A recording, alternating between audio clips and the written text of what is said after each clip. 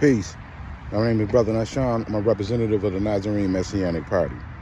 You know, many people, and I get it, don't really want to put their finger on what the real problem is, because it's very comfortable to put the problem on the government. You don't vote, or rather you don't know the numbers or the statistics, because even voting takes numbers. But you don't even know how many people are voting or not voting. That's the really killer thing. You don't pay attention to that because that's not something that's really highlighted. But the information is out there. The information is out there. There's a website called Ballopedia.org. Ballopedia.org. Look into it and check it out. All right, link will be in the description. However, the real problem isn't the government. The government makes rules so that we all can play fair, and to sum it up in a nutshell. But then we complain that some people are not playing fair, such as the rich. Or the government don't tax the rich. We will have more of this or more of that if the government taxed the rich. But little do we know or realize the rich aren't just that one person you're thinking of with a house, boat, and a nice home, and they living a life while you struggling. No, the rich are the ones that own your food. You know, whether you shop at Whole Foods, Walmart, no matter where you shop at, they are owned by the rich, the same one you saying the government should tax. You know, Amazon, when you get your products, the phones that you're probably using right now. All of these people are the rich. And if they are taxed, do you think that they're going to lose profit? Especially when these rich companies have investors that they have to make profit from? No. It don't work that way. Profit can't be lost. Because if profit is lost, then the money that the government borrows from these corporations and profiteers, you know, you see the chain effect here. However, prices will go up.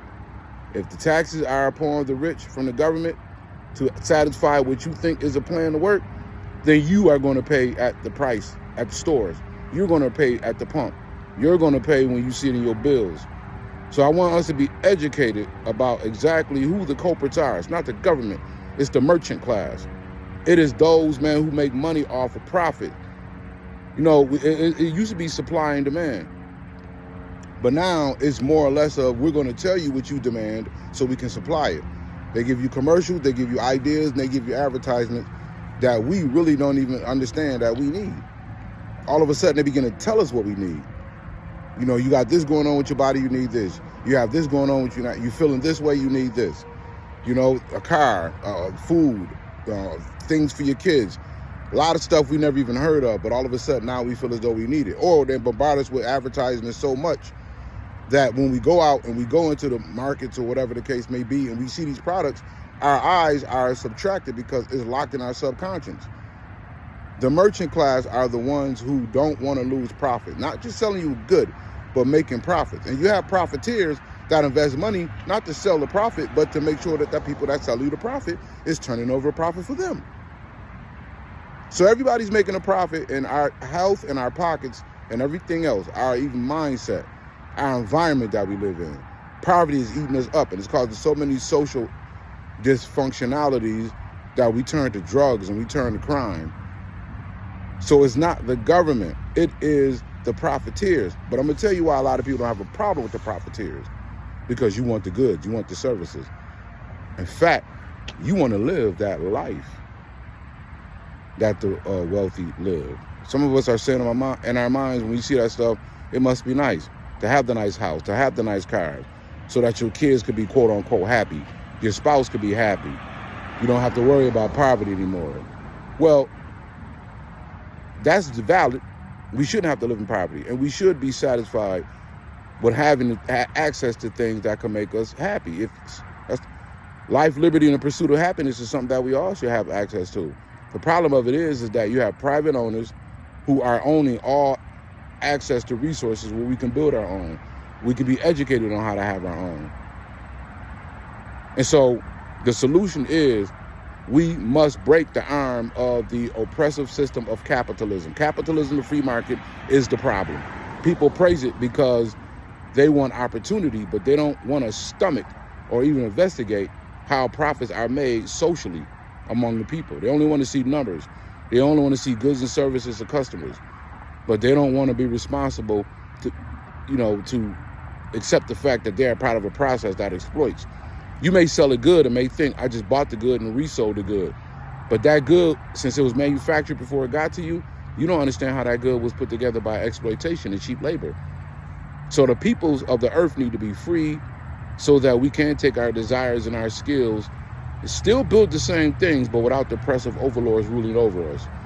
Just because the oppressive overlords cease in their profit-making motives does not mean that the goods and services that we have will exist. Matter of fact, there's many people that created devices, created different things, created all of these different inventions to help mankind, but it's the venture capitalists with the money that says, we'll invest in you, because they're seeking a profit. The capitalists don't invent anything. What they do is they go invest in these startup companies, and then over time, they begin to grow it into an industry, and they begin to develop their profits that way. So does that mean that once the capitalist arm is pulled, we can't have the devices? No, because it's the smart, innovative people that makes it happen in the first place. They just need access to the material, which the capitalists own. But everybody who's putting those materials together are poor workers. They are the working class. I don't care what your wage are, you are exploited. You could be making LeBron James money. You're still exploited because he got to run up and down with that ball and depend on the NBA and endorsements to make his money. Without the capitalist owners of thus said products and teams, he don't have that money. And that's why most basketball players go broke after a certain number of years. So we all are exploited. And to break exploitation, we must come together. Join us at the NMP.org. Come on our website, sign up on our mailing list, and that way we can come to this solution together.